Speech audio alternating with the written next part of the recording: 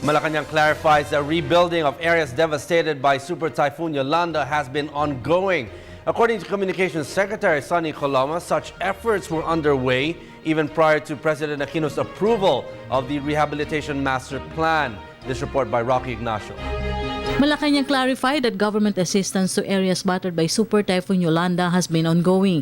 Presidential Communications Secretary Sonny Coloma stressed this as the country will remember the tragic incident after a year. Linawin lang natin, hindi na balam, hindi na antala, hindi na nahadlangan yung pagbibigay ng kalinga, yung pagpapatupad ng mga proyektong pwede nang ipatupad. The palace official said this pending the implementation of the Comprehensive Rehabilitation and Recovery Master Plan in Yolanda-stricken areas. But Secretary Coloma stressed despite this, the government extended necessary measures to bring back normalcy in the affected areas.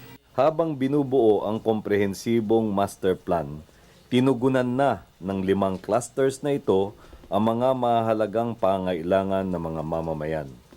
Ayon kay Secretary Lacson, sinimulan na ang rehabilitasyon noong unang linggo ng Hulyo o 8 buwan matapos tumama ang bagyong Yolanda. Ito ay 4 na buwan na mas maaga kumpara sa naging karanasan sa ibang panig ng daigdig. Kung maalala nyo rin ang pahayag ng Pangulo, meron ng mga halagang nai-release ang DBM para sa iba't ibang proyektong ito.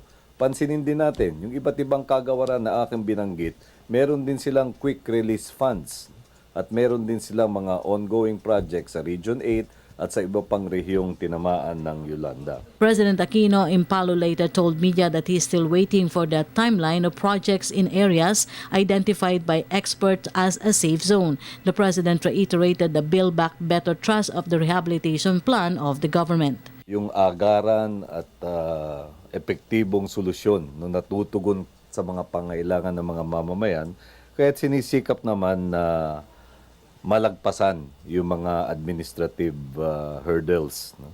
At yan ang unang level of approach. No?